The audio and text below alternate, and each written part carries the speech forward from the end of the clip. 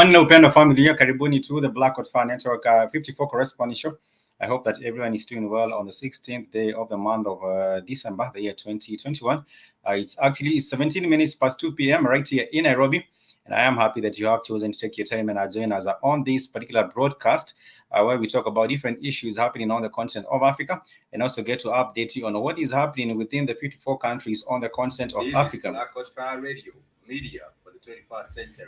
Some people might like to consider it to be a 55 correspondence of Africa because depending on who you are, some might tell you that Africa has 55 countries, others will tell you that Africa has 54 countries, but for the sake of this particular broadcast, we focus on 54, which is why we have labeled or titled this particular broadcast the 54 Correspondence Show on the Black Hot Fire Network. In case you're joining us for the very first time, we want to appreciate you so much, and we hope that your day is coming along just fine.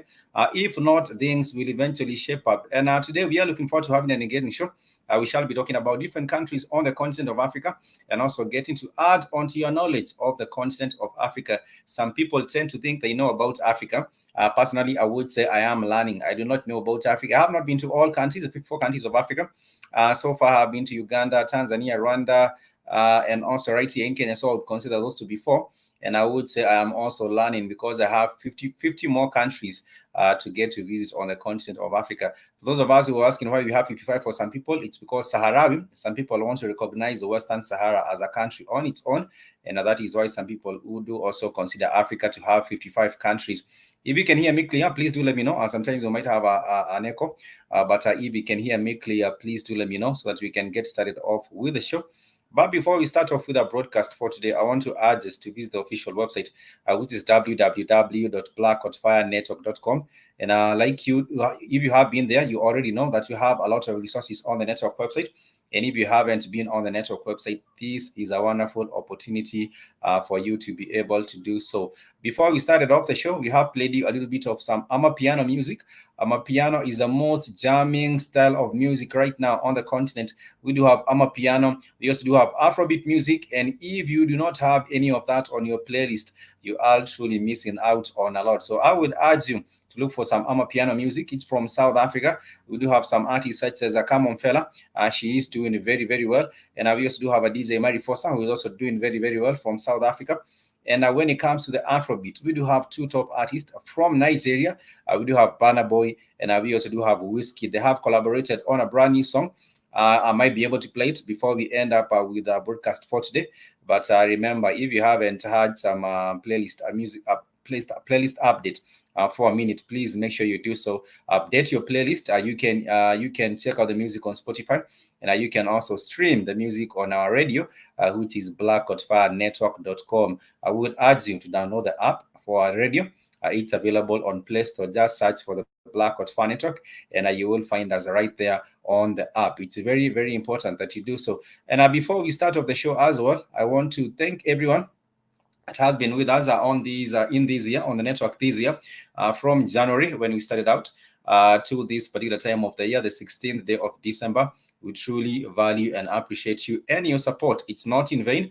For those that have made donations, we truly appreciate. For those that have shared the links and also passed on the word about the Black Hot Fire Network, we also appreciate you in that regard. You might not be able to give all, support monetarily, but you are also able to share the information that you also offer or share with on the network with your friends, your colleagues, your relatives, and people like that. And therefore, we want to appreciate you so much for the little part or the most that you are doing. We truly want to value and appreciate you so, so much. My name is Spikes, in case you're joining us for the very first time. And on this particular broadcast, we talk about issues to do with African history, African economics, African political affairs, environmental issues, technological affairs, and everything else in between. So therefore, you are actually on the rightful platform. And in case you would like to reach us, you can simply do so by writing to us an email, shoot us an email. It's blackhotfireafrica@gmail.com. Or you can also you can go ahead and reach Keith on email, which is kcnewsam15@gmail.com. kcnewsam15@gmail.com. In case you wanted some clarification, or you have a question, or you have some suggestions that you would like to make, you can be able to reach us on those particular platforms. And today we shall be looking at different issues. We shall be talking about Uganda. But before we talk about Uganda, I want to take you all the way to West Africa, a beautiful West African country that I love, and that has had a history which is, a history which has been full of turmoil. If I might call it so, a history that has been full of turmoil. I am talking about Sierra Leone. If you have heard about Sierra Leone, you have heard about the blood diamonds. You know where they come from. Most of these blood diamonds have been mined from Sierra Leone, a country where people are supposed to be living well and living in rich in wealth, a lot of wealth. Right now, people are living in poverty in this particular country known as Sierra Leone. You have heard about the diamonds from Sierra Leone. It's a song, but have been made by Kanye West. I believe originally it was not by Kanye. But this has brought some spotlight on the plight of the people of Sierra Leone that have mined diamonds all their lives, but are still living in poverty because of the war and because of the turmoil and the pandemonium that has struck that particular country. One of the reasons being to poor leadership. You might ask yourself where Sierra Leone is actually on the map, but before we get onto that, let me share with us some interesting facts about Sierra Leone. Maybe you knew of these facts, maybe you didn't know about this particular fact, but for me, I would purpose one day to, tour Sierra Leone. Sometimes about 2 weeks ago, we had a brother we interviewed on this particular network, and we were talking about him and music and the history of Sierra Leone. We were not able to dig deep into that, but for today, I want to take us all the way into Sierra Leone. Enjoy this particular free ride. He's taking you all the way into Sierra Leone so that you can get to know some interesting facts about Sierra Leone, and maybe perhaps you might, already know some of these things, but this is a little bit on the same. No, that is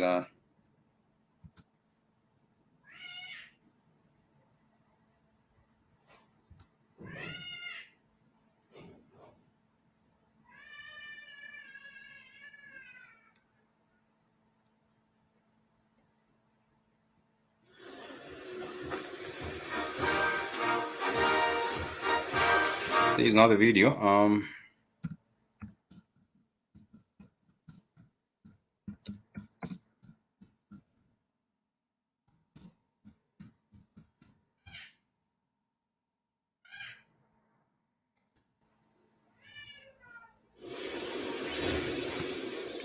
This is a little bit of Hello, Sierra Leone. explorers. Welcome back to another informative video and thanks for watching. As you all know, it's always a pleasure presenting to you some interesting but lesser known facts about the beautiful countries on the African continent. In this video, we're excited to present to you some lesser but known facts about the country of Sierra Leone. Officially the Republic of Sierra Leone, informally Ceylon, it's a country on the southwest coast of West Africa. It is bordered by Liberia to the southeast and Guinea to the northeast. Sierra Leone has a tropical climate with a diverse environment ranging from savanna to rainforests, and a total area of 71,740 square kilometers, and a population of 7.9 million people. The capital and largest city is Freetown. 16 ethnic groups inhabit Sierra Leone, each with its own language and customs. The two largest and most influential are the Timne and Mende. The Timne are predominantly found in the northwest of the country, and the Mende in the southeast, comprising a small minority. About 2% of the Creole people were descendants of free African American and West Indian slaves.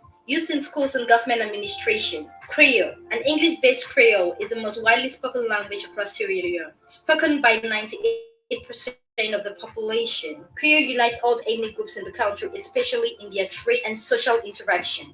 If you're new here, welcome. Be sure to subscribe and turn on notifications so you don't miss any of our daily uploads. Sierra Leone is a Muslim majority country, 77%, with an influential Christian minority of 22%, and is regarded as one of the most religious tolerant countries in the world. Muslims and Christians collaborate and interact with each other very peacefully, and religious violence is very rare. The majority Christian and Muslim holidays are officially public holidays in the country, including Christmas, Easter, Eid al-Fitr, Eid al-Adha. The current president of Sierra Leone is Julius Maada Bio. Its currency is the leone. So without any further ado, here are 10 things you probably didn't know about Sierra Leone. Number 1. The national symbol of freedom is a tree.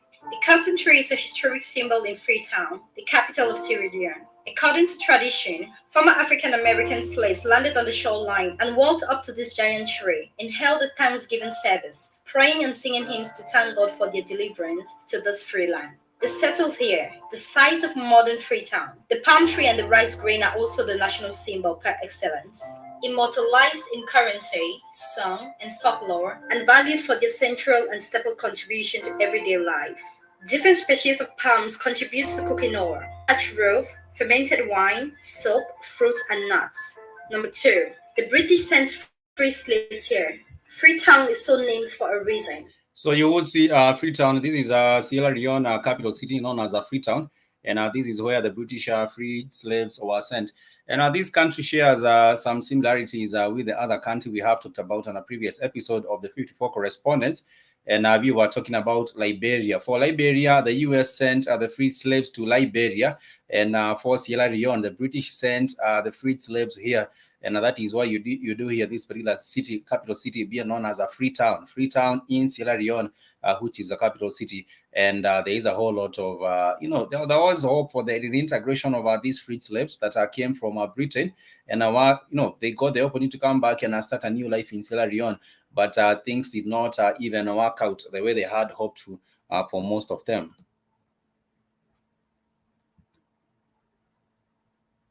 Land bought from local Timne chiefs in the late 18th century became the home for resettled free slaves from Britain and North America, and of free captives taking off sea slave ships on the Atlantic after Britain passed the 1807 Abolition of the Slave Trade Act. The island was the final point of departure for many West Africans who have been sold into slavery across the Americas. In 1787, the British sent 400 former slaves to settle in modern-day Freetown. Most of the settlers died though.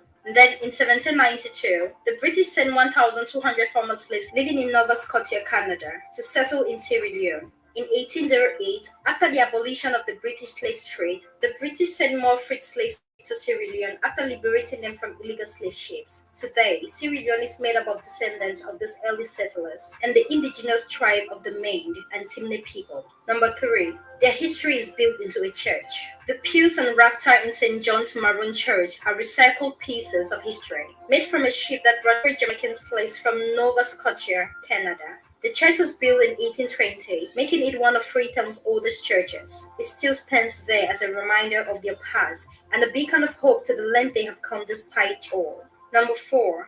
They suffered through a 10-year civil war. Sierra Leone is among the many African countries that have gone through a civil war. Internal conflicts crippled the country from the late 1980s onward, culminating to the brutal civil war that took place from 1991 to 2002. Between 1991 and 2001, war between rival groups competing for control. But when you look at these young men that are carrying guns and were involved with the civil war, they were being armed with weapons. And we all know that Sierra Leone does not manufacture weapons.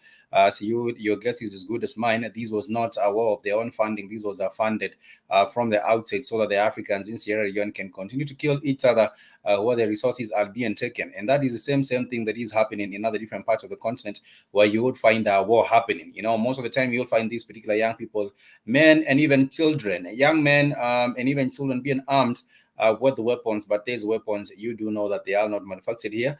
The funding is not from these particular people. These people do not even have the funds to even close themselves, but you'll find them in these military regalia and also the weapons. So you would also trace the money trail, and you'll find where or who is funding this particular war and for what purposes or for what ends. This was a war that lasted for so long from 1991, and so many people did lose their lives in this particular war. And people are still healing because 1991, 2001, this is not really a long time ago. This was about 21 years ago, and therefore the wounds are still fresh, if you might call them so. Of Sierra Leone left more than 50,000 people dead and the country's infrastructures in pieces. It also displaced more than 2 million people who fled into neighboring countries. In 2001, United Nations forces began disarming rebel soldiers, bringing an end to the war. Since the end of the war, the government of Sierra Leone has undergone the arduous task of rebuilding the country's physical and social infrastructure while fostering reconciliation. Number 5. Diamond puts the country on the map. Although most of the population is engaged in subsistence agriculture, Sierra Leone is also a mining center. Its land yields diamonds, gold, bauxite. This country is one of the top 10 diamond-producing nations in the world, earning a lot of foreign currency from minerals. Unfortunately, the diamond industry has also been a great source of conflict and pain in Sierra Leone. On February 14, 1972, the country made headlines when the world's third largest gem-quality diamond called the Star of Sierra Leone was discovered in Kyoto. Sierra Leone is famous for blood diamonds that were mined and sold during 10-year civil war to raise money for weapons. Number 6. Sierra Leoneans love their radios. Because so many people in Sierra Leone do not know how to read, radios are very popular. About 85% of the people have access to radio, and about 72% listen to the One radio. of the things that has contributed to this particular population not knowing how to read is because the education was interrupted. In this 10-year of a civil war, education was not going on as usual. So therefore, many people did ditch their learning and went into, just trying to live day by day and surviving in this particular era where there was a lot of killings from the civil war. So that is why the education system was affected and not many people were able to read or even write. And, now turn to the radio for the information. But the problem is, the radio has been used for propaganda. And that is why I do say you cannot really trust anything that the TV or the radio is telling you unless you're able to do your own research and find out, through other different means.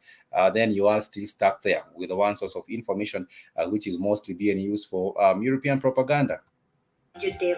Number 7. Sierra Leoneans love rice. For almost all Sierra Leoneans, rice is the staple food, consumed at virtually every meal. A Sierra Leonean would often say, without any exaggeration, if I haven't eaten rice today, then I haven't eaten. It is often hard for outsiders to grasp the centrality of rice to daily existence in Sierra Leone. Many people, for example, have over 20 different words to describe rice in its variant forms, such as separate words for sweet rice, pounded rice, and the rice that sticks to the bottom of the pot upon cooking. Don't say you have eaten food unless you've eaten rice. Fruit and eggs for breakfast don't count. They eat rice with plaza leaf-based stew cooked with chili, onion, and palm oil. Many favor the cassava leaf dish, while others like the potato leaf version. Other rice accompaniment includes binge, which is beans, and the national anthem. We are not so nicknamed because everyone knows it and knows how to cook it. Almost all ceremonial occasions, such as weddings, funeral, initiation, and memorial services, demands the preparation of large platter of rice, distributed to guests until they are full. Number 8. Marriage is a sign of maturity in Sierra Leone. For all Sierra Leoneans, marriage is a mark of adult maturity and brings considerable prestige to the bride and groom. Specific custom varies by ethnic groups and socioeconomic status. Like you do here from Sierra Leone, it's just like any other African country where we do have a lot of tribal groups, ethnic groups, about 11 of them in Sierra Leone. And you were talking about also the Gambia yesterday, talking about some of the groups in the Gambia. They have about 10 of them, which is a small country the size of a province in other countries, comparative in other countries.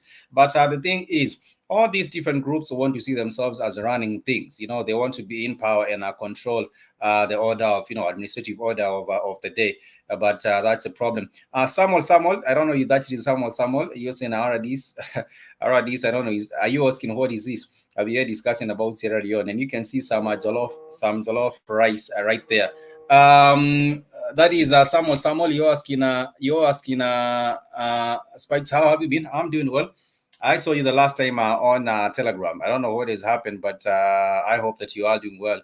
And the rooster is ready for slaughter these particular holidays. If you would like to join us on the broadcast, feel free to do so. I was talking about Sierra Leone.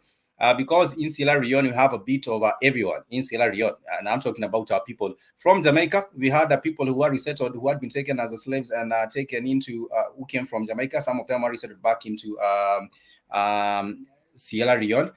Some of the people who were taken from Canada as slaves resettled back into Sierra Leone. And we were talking about that history. Some of the people who were taken from the Britain, most of them were taken from Britain and brought back into Sierra Leone, and they were resettled there. And I was just saying it was not a smooth sailing for these particular people that were resettled. The other day, I was comparing Sierra Leone and Liberia. These were two places. For Sierra Leone, even their capital city will tell you of their history. Their capital city is known as Freetown, where people who are the freed slaves who came up and tried to establish a new kind of a life. But it would have been very, very difficult, especially for people, maybe perhaps assuming you were taken from, through the transatlantic slave trade. You were taken from a place like Tanzania, and then with these resettling, you are actually now resettled in a place such as Sierra Leone. It might have been difficult because you do not have the rest of your family members there, and you're all trying to start a new life with people that you have coming from. So things were really much difficult. I will play a little bit more of the facts from Sierra Leone, and then we shall get into the matter of the transatlantic slave trade. We shall learn a little bit more before we talk about current affairs right here on the continent of Africa. You're saying I'm still trying to catch a rooster. It's all good, brother. I hope everything is good in clear down. Mr. Ike, then Mr. Ike Coffee. Is it Ike Coffee or Ike Coffee? I do not know, even till today, 2 years down the line or whatever time, I still do not know whether it's Ike or Ike. But thank you so much for joining us on the show. That is General Mosquito. And the Gold Professor, you are with us today. You're saying good morning, everyone. This is a Gold Professor. I hope this is an actual professor, a professor of maybe law, or a professor of I don't know what field you are a professor in, but nonetheless, we appreciate you taking the time and for being with us on the broadcast. Sister Lightbearer, thank you so much, sister. It's always a delight to have you tuning in. I thought we would also have Sister Nishia, but she is traveling. She will be in Tanzania real soon. Yesterday, she was at the JFK at the airport in New York. And so she left New York, I think, yesterday. So she should be in Istanbul, I bet, today. And then from there, she will connect either from Istanbul to Ethiopia, and then from Ethiopia to Dar es Salaam, Tanzania, or maybe there's a direct flight. I'm not sure, but we are wishing her safe travels. The lady is also here. Zobi and Katie will be heading down to Dar es Salaam on Saturday. So from next week, they will also be bringing the live shows from Tanzania, Dar es Salaam, and it's always a good vibe. And of course, you're saying, yes, they do love the rice over there. It's everything with the rice, but the same thing. It's also in Nigeria. Jollof rice. Talk about Ghana. I bet also Ghana. They are also into their rice. There's also Sierra Leone, and I have seen sometimes back there was this festival. It was known as the Umoja Festival. I bet it was the Umoja Festival. It was organized by people from West Africa, brothers and sisters from West Africa.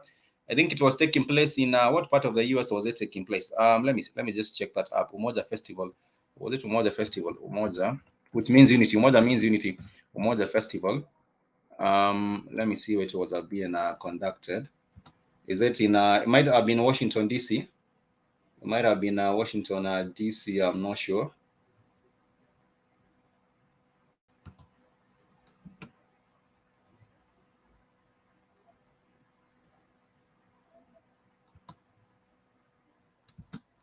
I will be confirming where it was, but I was saying people from West Africa, from Sierra Leone, from Ghana, they had the opportunity to come up and taste their foods, because food is essential part of the culture. Sister Nish, you're with us. Let us know where you have reached so far. I bet you might be in Istanbul. That is what I saw from the update on the website. I am not sure, but I hope that you're traveling well. You saying I'm a professor of martial arts and health education. My last name is Gold, hence Professor Gold. Okay, that's what's up. Thank you so much for joining us on the podcast. And also, Sister Nishi is also with us here. I thought maybe you all are still up there traveling on the plane, but it seems like you have got a break. And we are talking about Sierra Leone. So we go back into Sierra Leone and also talk about the transatlantic slave trade.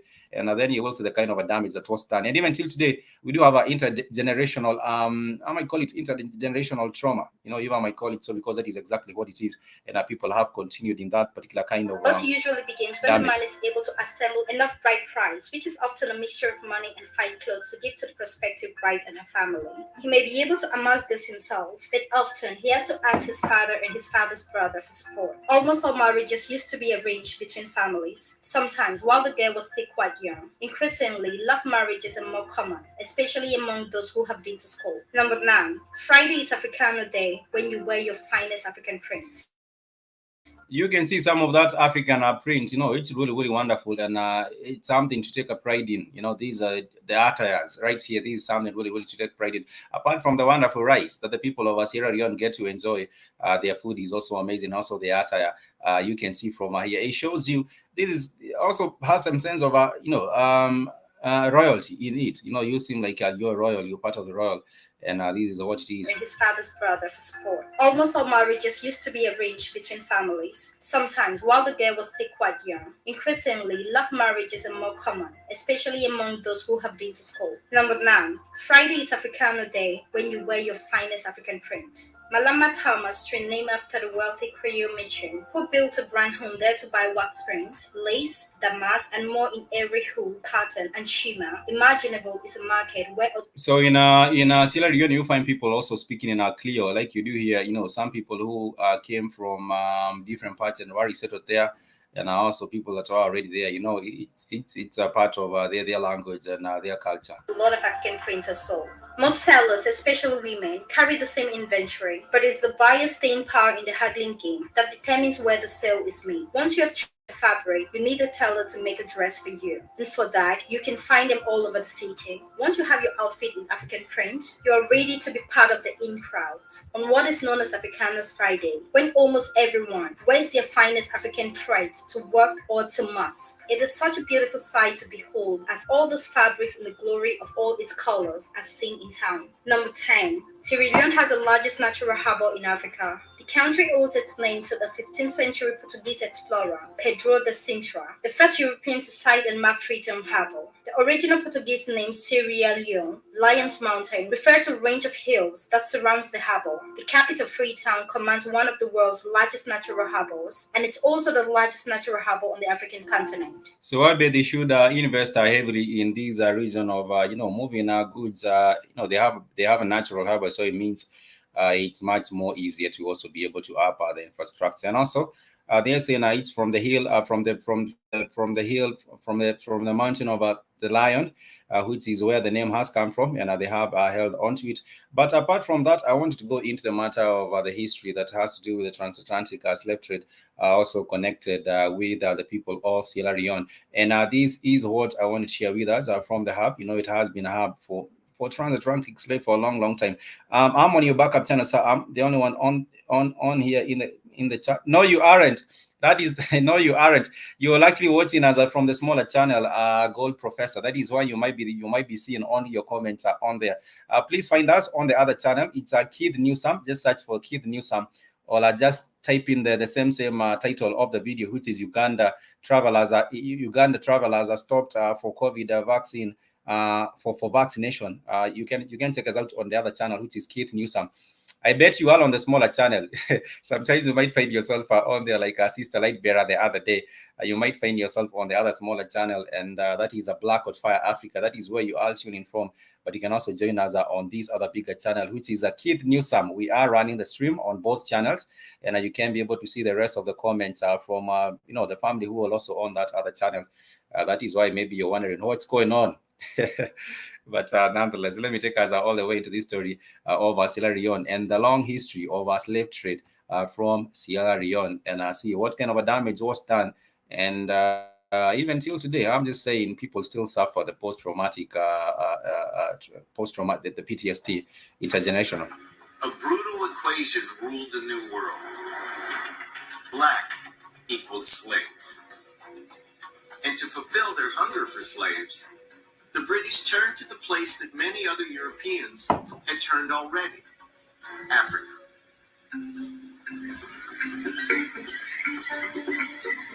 Sierra Leone was once a major hub for the slave trade. More than 300,000 people were taken from here and shipped to the New World in bondage. But the first slave traders in this is 300,000 people, according to this report. They say more than 300,000 people were taken from this region and are taken into the New World for slavery. Most of these people did not even make it to these destinies that they were bound for. And, they were also disconnected from their family. Maybe some of your family would have been taken to a place like, North America. Others would have been taken to South America. And, from there, you are disintegrated. As a family, you never to return again to become one family. This place weren't Europeans. They were other Black Africans.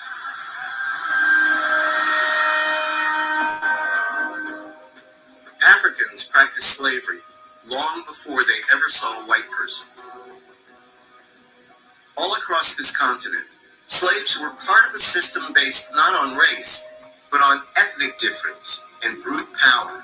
But I would say the Arab actually came in first and started these slave trade even way before the British came in and started these slave trade. So I would say first and foremost the Arabs, not even the American themselves, the Arab were brutal with these slave trade. And the thing is, because there was a disintegration into ethnic groups, when you're trying to weaken the other ethnic group, what used to happen is that you would go into a war, and maybe perhaps you're worrying over resources, or maybe perhaps you're worrying over something, and then we have one community fighting another against another different community. That is after people disintegrated into communities. And then what used to happen is that people used to capture some of the members of the other different community. Let's say we have the Madinka and the Fulani fighting in a country such as Senegal. We have the Madinka fighting against the Fulani, because the Madinka are the predominant group there. So the Madinka would be fighting against the Fulani, and they would capture some of the men or the children from the Fulani. And then after that, they would also trade these, to weaken them. They would, thinking that they were going to weaken them, they would trade these people that they had gotten into slavery to the Arabs. The Arabs were the ones that initially were buying the slaves. And after that, what they didn't know, I'm just using Madinka as an example. What the Madinka didn't know is that the next time you will also have now, the trade would grow so fast, and the trade would grow so big, such that the demand for slaves grew big, and even slaves will also be taken from your own community. And therefore, when the Arabs got back and the demand for the slaves was going big, they would also capture some of these people and put them, sell them. And apart from that, the slave trade grew so big that we also did have the Europeans also coming in and making wanting to cash in on this slave trade and take these people from Africa, especially from the western coast of Africa, and also to the eastern. All around the continent of Africa, we did have slaves being taken from these places. It's not just in West Africa. It's not just in the Gambia. It's not just in Senegal. It's not just in Ghana. Not just in Nigeria. But I would say for the bigger part of where the slaves were mostly taken from, I would say it was West Africa, even though that does not mean slaves are not taken from other parts of the continent. But we have to reckon with this brutal history. And from there, we also have to know what we can do. Apart, if we are not united, then eventually we all weakened. And united we stand, and but divided we fall, and we are easily conquered. And that is exactly what did happen. I bet if we did not have this tribalism, this division into small ethnic groups, we would have been much stronger. It would have been difficult for anyone to come on the continent and try to conquer us, because we had the big numbers, only that we were not organized. We were disintegrated into small ethnic groups, communities, and they are weakened, and eventually we became a much weaker society, not able to fight back against these invaders and colonizers and slave traders. These are a little bit of some things you might not have known about the transatlantic slave trade. They didn't know about the transatlantic slave trade. The transatlantic slave trade involved the transportation by slave traders of enslaved African people, mainly to the Americas. The slave trade regularly used the triangular trade route and its Middle Passage, and supposedly existed from the 16th to the 19th centuries. The vast majority of those who were enslaved and transported in the transatlantic slave trade were people from Central and West Africa, sold by other West Africans or by half European merchant princes, while in a small number were captured directly by the slave traders in coastal raids and brought to the Americas. Except for the Portuguese, European slave traders generally did not participate in the raids because life expectancy for Europeans in sub-Saharan Africa was less than 1 year during the period of the slave trade because of malaria. Ship owners regarded the slaves as cargo to be transported to the Americas as quickly and cheaply as possible to be sold as labor on several plantations, as well as domestic servants. The first Africans kidnapped to the English colonies were classified as indentured servants, with a similar legal standing as contract-based workers coming from Britain and Ireland. However, by the middle of the 17th century, slavery had hardened as a racial caste, with African slaves and their future offspring being legally the property of their owners. In the early 21st century, several governments issued apologies for the transatlantic slave trade. If you're new here, welcome. Be sure to subscribe and turn on notifications so you don't miss any of our videos. Despite the loads of information out there are several things about this dark time which many of us may or may not still know about. We were able to narrow this into 10 things you probably didn't know about the transatlantic slave trade.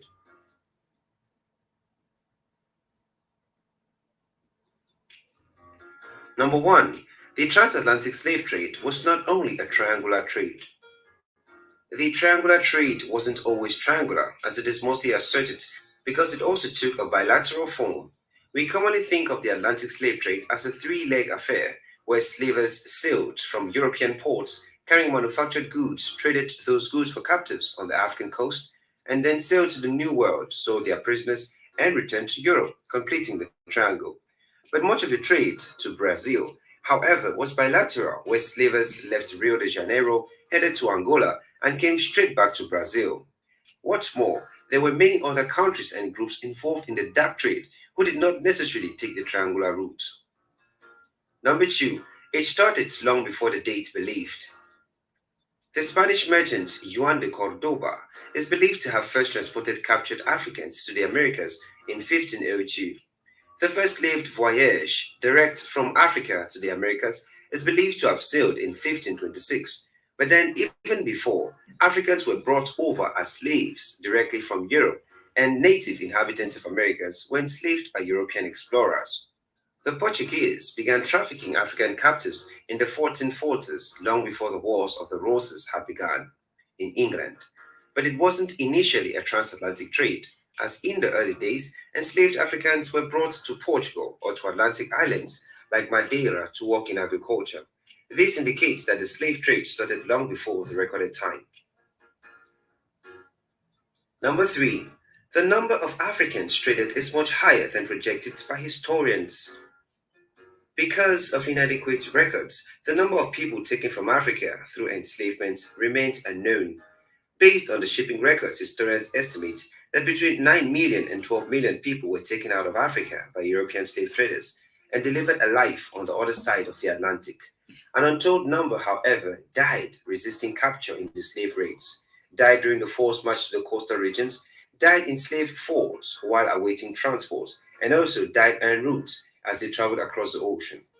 The lowest number of the total loss of life is estimated to be around 20 million people, hence the numbers written down are much lower than the actual figures. Number 4. The journey was brutal on both the passengers as well as the sailors.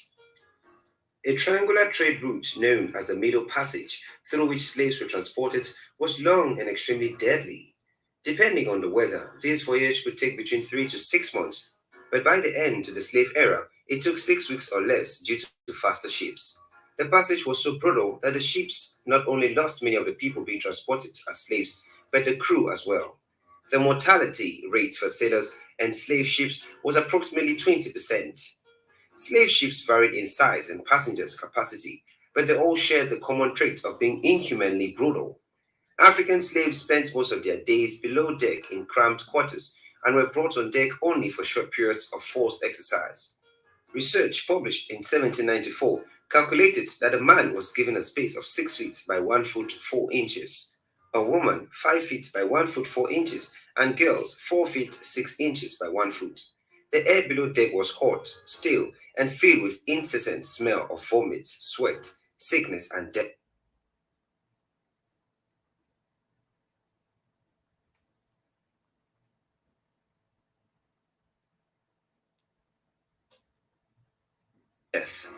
Water was restricted to 24 ounces a day. If you look closely into all these statistics that have been shared, like you hear, the estimation was about 12 million people that are actually transported from the continent of Africa through this transatlantic slave trade.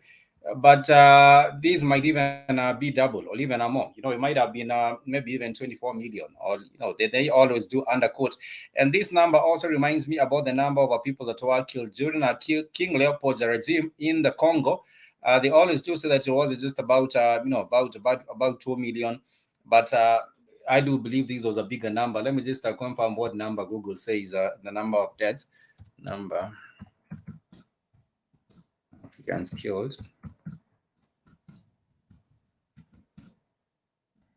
King Leopold II, Congo.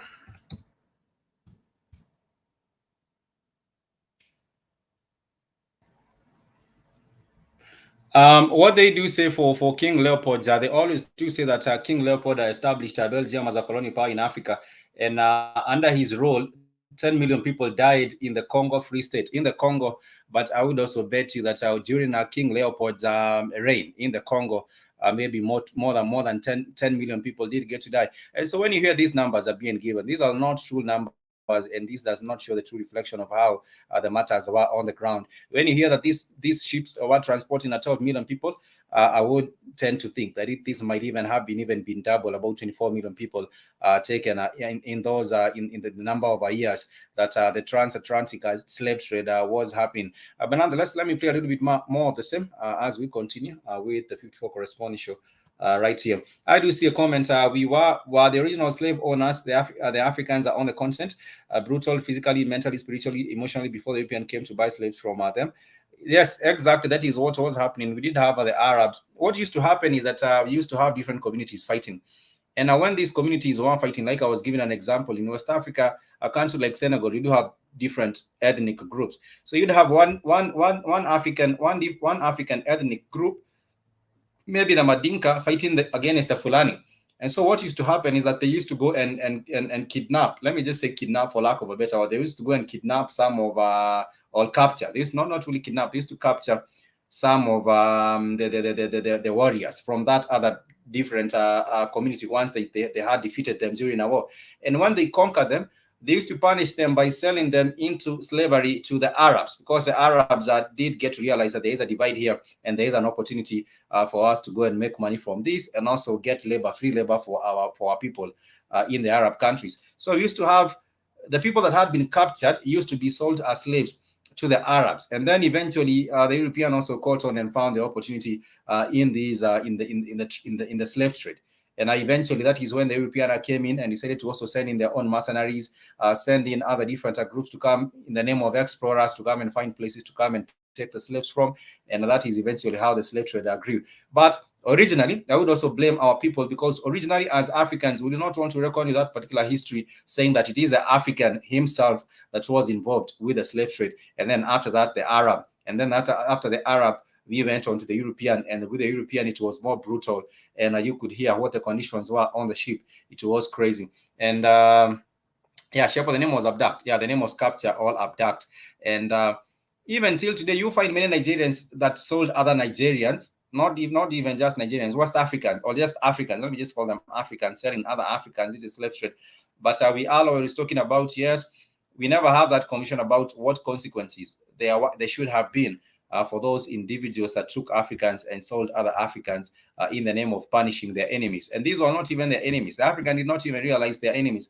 And even till today, we still do have the African not realizing who the enemy is. People think that the other African is the enemy, but the other African is not the enemy. If we still had these people on the continent, I believe perhaps we should have had a fast tracking of our numbers would have been good even till today. And perhaps we would have been at a much better position of acquiring power, because in numbers is power in numbers. But if you are weakened through the slave trade that did happen, taking millions of people from the continent, it means that we would not even stand any chance for becoming a real power after the commencement, or after the starting of these slave trade.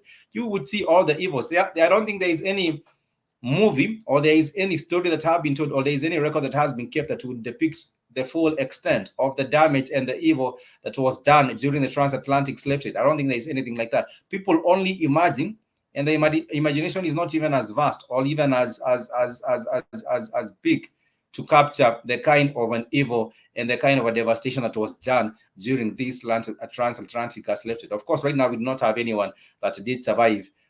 Maybe perhaps that will give that particular story, but the way I understand it was during those centuries, it was crazy and very, very inhumane. People were treated as commodity. People were treated as commodity, not as human beings. But let me share a little bit more of the facts from the transatlantic slave trade before we talk about what is happening right now with the issue of Uganda, where Ugandans are also being coerced into taking this particular job, and what might happen eventually. And let me share these with as well. And the diet consisted mainly of horse beans and rice.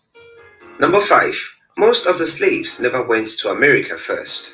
Prior to 1518, the Spanish monarch refused to allow slaves to be transported directly from the continent of Africa because of a fear they would introduce non-Christian religious practices to native populations in America.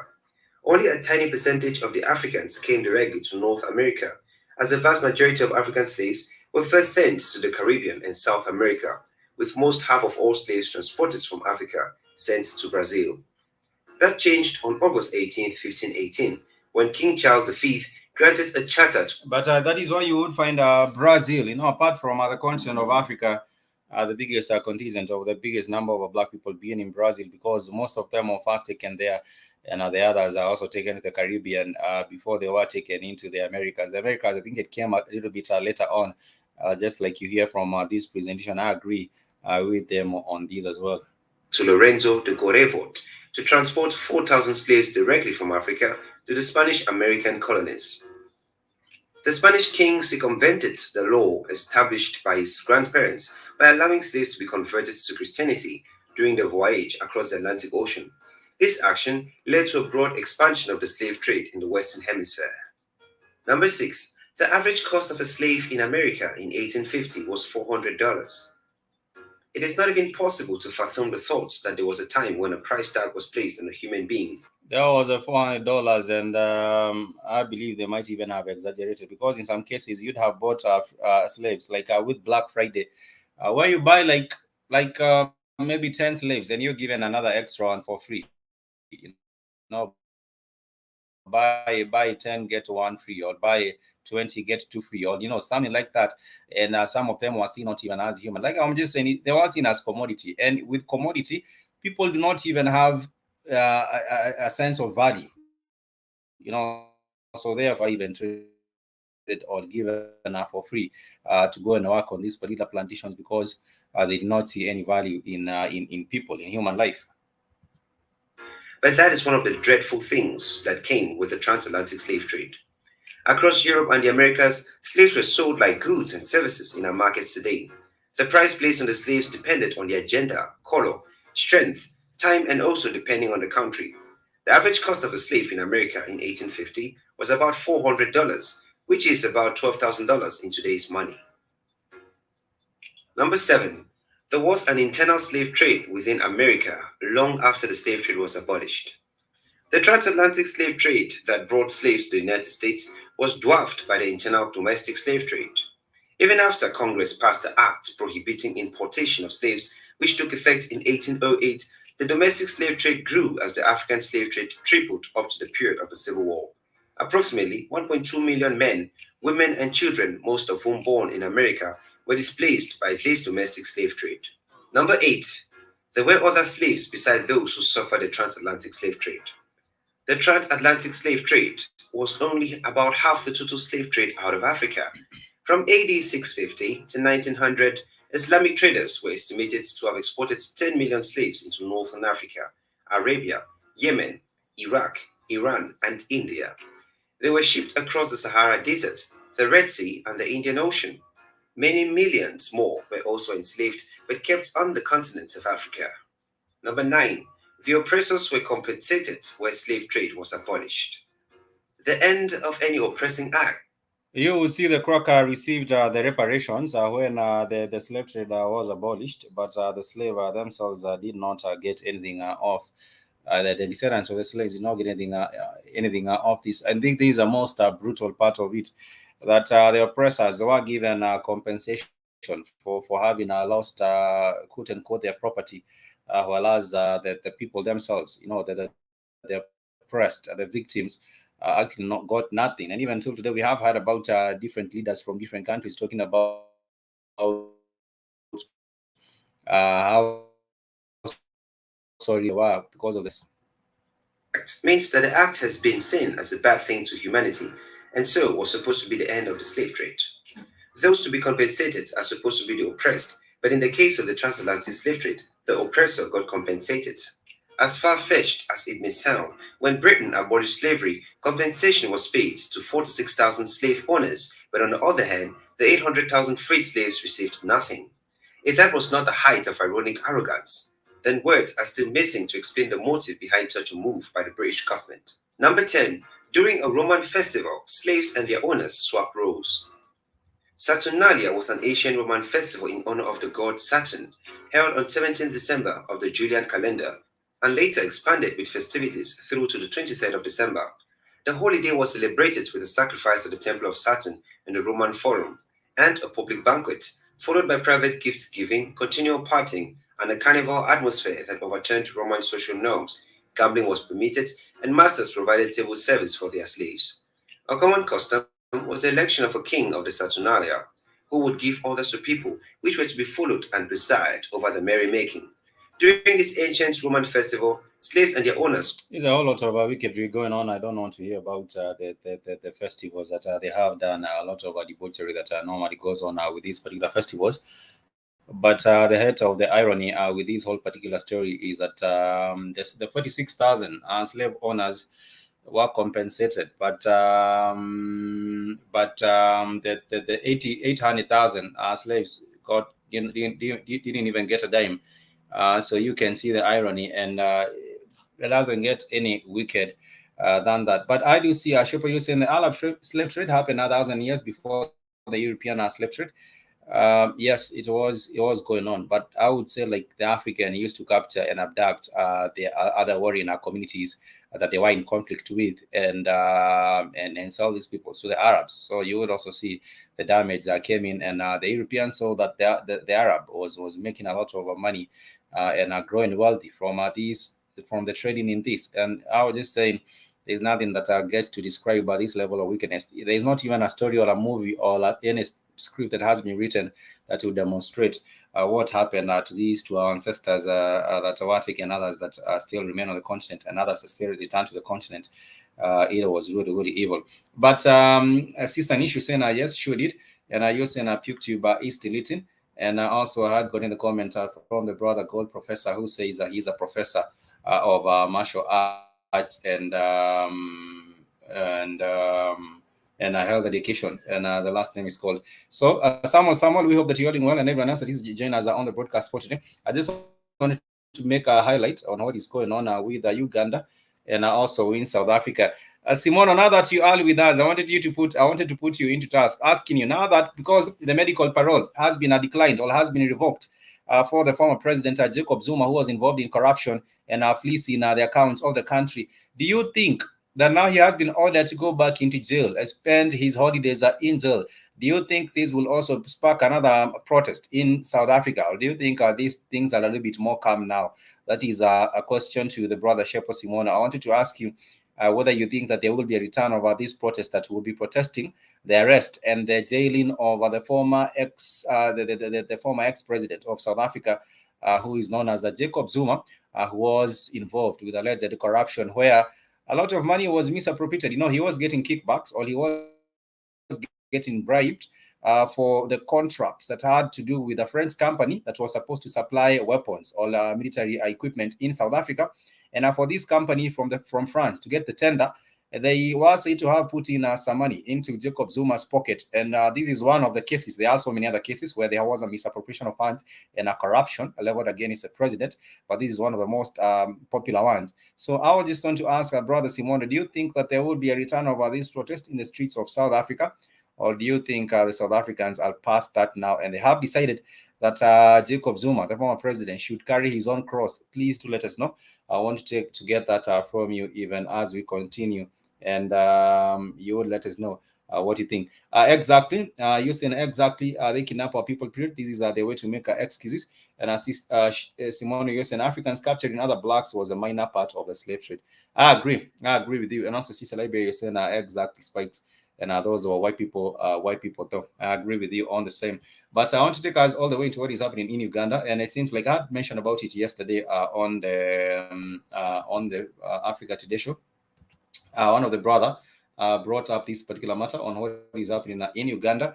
But the travelers from Uganda are being asked to present their proof of vaccination. And this was at a roadblock, at a roadblock that where the travelers were being stopped. So in Kasese, which is in Uganda, they were saying that in Kasese there is a task force that have been put together by the government in Kasese. The COVID-19 District Task Force, with the help of security forces, have embarked on a forceful vaccination exercise for people who they say have deliberately refused to get vaccinated. The police mounted roadblocks along the Mbambara, Kasese, Fort Portal Highway, with all motorists and travelers asked to provide proof of vaccination before continuing with the journey. And this is ahead of the forced mandate in Uganda. And in Uganda, sometimes you think about Uganda, and the only thing I know positive about Uganda is that the president allowed people to go into his country while they were chased out of their own country because of a civil war. That is the only thing I know positive that has to do with Uganda, because when people were chased out of the DRC Congo, the president Museveni gave them a home. When people were chased out of Sudan and there was fighting in Sudan, Museveni in Uganda gave them a home. When people were chased out of Rwanda during the 1994 genocide, Museveni gave them a home. So you will find that Uganda is like the place where everyone else goes to when things are not working out, and when there is upheavals and pandemonium and political chaos in their own countries. That is the only positive thing I have seen with Uganda. But when it comes to infrastructure development or any other kind of development, Ugandans are always prioritizing on the wrong things. Instead of prioritizing on economic development, instead of prioritizing on political cohesion and things like that, you would find Uganda prioritizing on things like now making roadblocks and stopping people and asking them whether they have gotten jabbed. And also their schools have been suspended. I don't think there's any learning going on in Uganda right now because they were told they would resume school next year in 2022. After having like a whole year break. And I also get to wonder, when you stop kids from going to school for a whole year, what do you expect will happen to them when they go back to school? They will have a hard time also catching up, or even have a hard time readjusting to be able to go back. But in Uganda, people have continued to live in ignorance, and also because the level of education there is also very, very difficult to attain. And also right now, like I said, the schools were suspended. They were saying that there will be the spread of the COVID, and therefore they do believe that there should not be any learning going on, and the kids have been at home for about a year now. And Sometimes you hear stories coming from Uganda. I'm not trying to make a bad image of Uganda, but sometimes you'll hear about stories from Uganda. For example, the story about the people who are given a bleach. They were told to drink the bleach. They were told this is miracle water. This is a miracle water, and if you drink this water, you are going to be healed.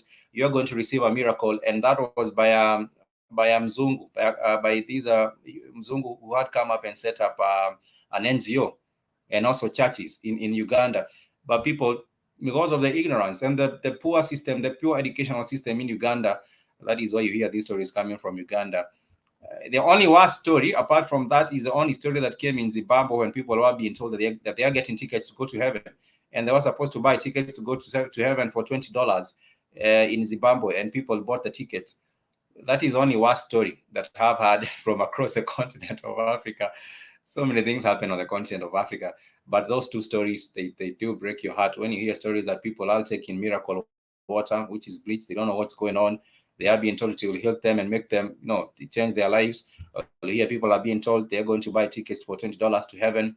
And or you hear about a story from Zimbabwe, not Zimbabwe, sorry, but Zambia.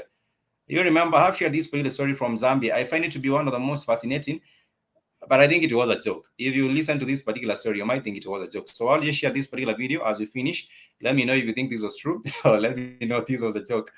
I bring you stories from Africa, and today we were talking about what is happening now with a little bit of our history, and also winding up with a space mission, with a space program. It is supposed to be a space program that was put together by the former president of Zambia, and he said he wanted to put in place a space program. People were still in hunger in the 1970s, but he thought it was wise for him to first and foremost put together a space program team, that he would send to space, and to go do some research and some study, then come back with the data. And this is how the story went. It's not a good story, but let me know if you think it was a true story or a joke. Even as we wind up on today's episode of the 54 Correspondence Show, this is how the mission went. Let me pull these up real quick, and you can make a determination of yourself as we wind up. This is the last story, and then we shall be out over here.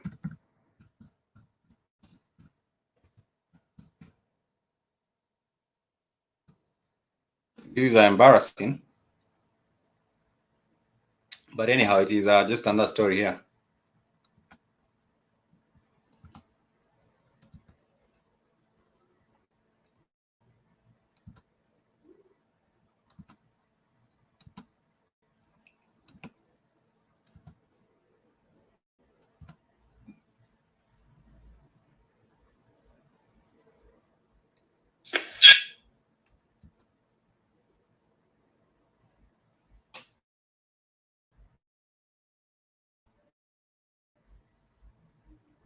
That's one small step for man,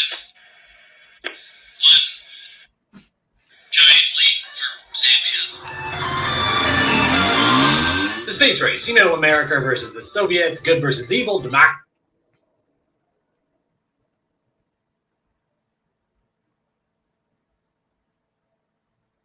In the space race. Meet Mukaka Nicoloso, a self-proclaimed Afronaut in Zambia in the 1960s. He opened the National Academy of Science, Space Research, and Philosophy in 1960 near Lusaka, a culty organization where he trained astronauts, or astronauts, if you prefer. His goal? The moon, and then Mars. The training consisted of swinging. No, that is not the one. I guess it's the one. Yeah. On swing sets and jumping up and down whilst clapping in synchronization and rolling down hills in barrels. According to himself, he's the one in the Cape, he had a really good rocket ship design, but he lacked fuel. Yes, this is the rocket launching site, and my rocket is just here. He even tested one of his rockets by launching it in a catapult. To solve said fuel problem, he approached both the United States and the USSR and offered them a deal. In exchange for fuel and technology, they would get his brilliant ideas, on the one condition that when they eventually did land on the moon, the Zambian flag would go up first. The plan was to launch his rocket, the Dikalu-1, containing a 17-year-old girl and 2 cats, and fly to the moon.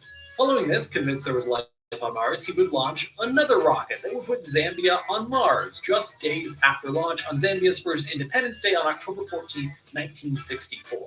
But the launch never happened. Nicoloso, a clearly driven man who thought very highly of himself, believed his technology to be 7 years ahead of the Soviets and the United States. He even accused them of stealing his technology, despite the fact that to this day there is no evidence of what that technology even was. It's easy to look at this whole thing and think, that's a joke, right? Well, it wasn't, unless he didn't share the punchline with anyone. Despite the ludicrous nature and execution of his endeavor. That's a bad look right there, but nonetheless, sometimes you hear stories. But I do think we need to get into investing in a real research and development. Not these hula baloo kind of stories where you do hear things are happening like these in any kind of a way, and people are not really serious. But yes, the problem is with the perpetual continued state of poverty that people have been putting on the continent of Africa. First of all, let me thank you. People have not been able to really focus on research and development because we have been in a perpetual state of poverty. Not many African countries, I bet, apart from South Africa and maybe perhaps Egypt, we don't have any other countries really that are big on research and development. So I think that story was a joke. Let me just go with that. That story was a joke. And he was supposed to fly, and he approached the USSR. He also approached the US. They were supposed to get on a deal, but the deal didn't get through.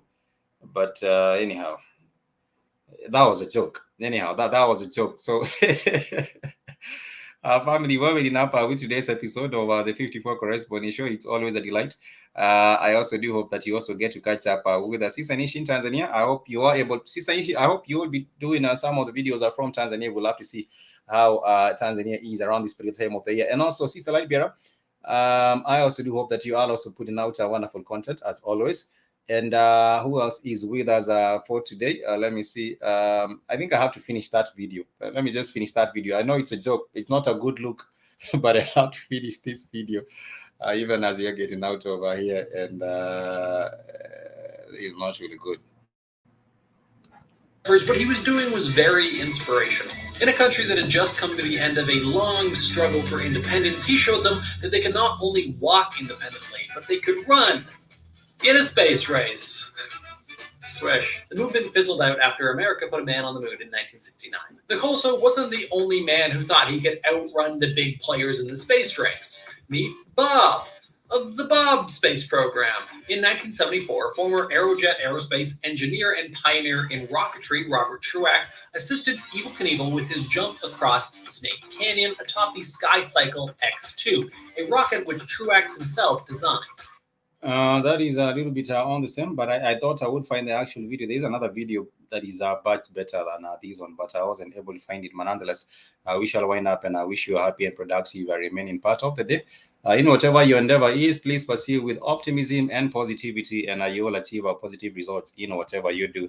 That is my quote in point here. To be blind is dangerous. Yes, it's actually very, very dangerous. And, Shepo Simondo, do you have Afronauts in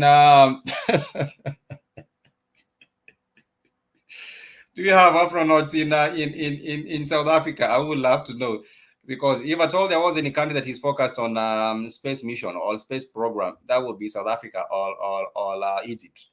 So I'm not sure whether you do have Afronauts or astronauts or such in South Africa. But nonetheless, Africa should also be serious on research and development. But we need to get past the basics and then get onto that right here on the continent of Africa. I will leave you with this particular wonderful Afro beat. This is also from South Africa. Not really some Afro beats, but this is some Amapiano from South Africa. Until next time, much peace and love. Have a wonderful, productive part of the day.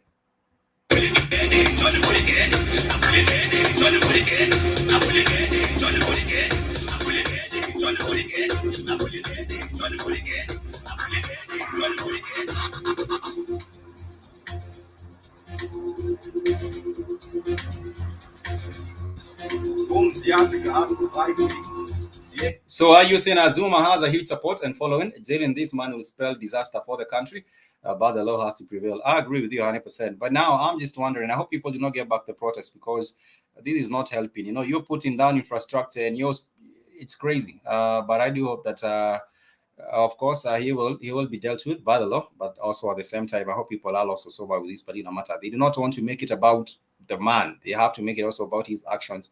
And I agree with you; the law has to deal with him, and he will be spending his holidays in jail. I believe he has gone back, so he will be spending his holidays in jail. This is a former ex-president, and we do hope that also South Africans are all also waking up from this corruption as well as the continent of Africa. Because if we did have the same going on for the rest of the continent of Africa, then you would have people being held responsible. It doesn't matter whether you're a minister, a president, a prime minister, whatever you might be, but you are dealt with equally by the full force of the law. Then people would stop from getting to engage with all these corruption that is crippling economies across the continent of Africa, and then we will be able to head somewhere. And that is my thought on the same. You are now tuned to DJ Zemi on the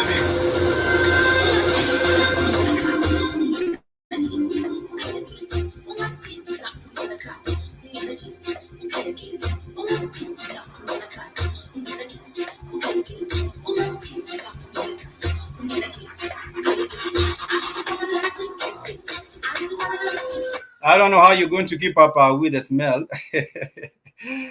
Sister Nisha is actually on transit and traveling, and you know on those particular planes. You know who else is coming to the continent for their holidays.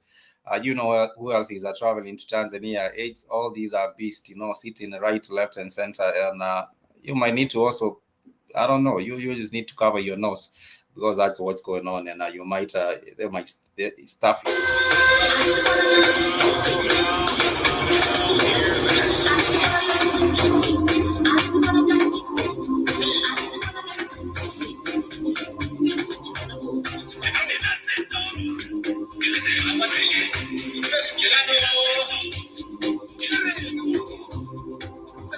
To everyone that has been supporting the Black Fire Network, we want to appreciate you. Thank you so much for sharing the links. For those that have been supporting monetarily, you can also use a Cash App, Mr. Black Fire, or also use the official website. It's www.blackfirenetwork.com. Let's continue engaging on the network website. We also do have the social network on the site. You can share with us your videos, your opinions, your new information from around where you are from, or what is happening with us as a Black people.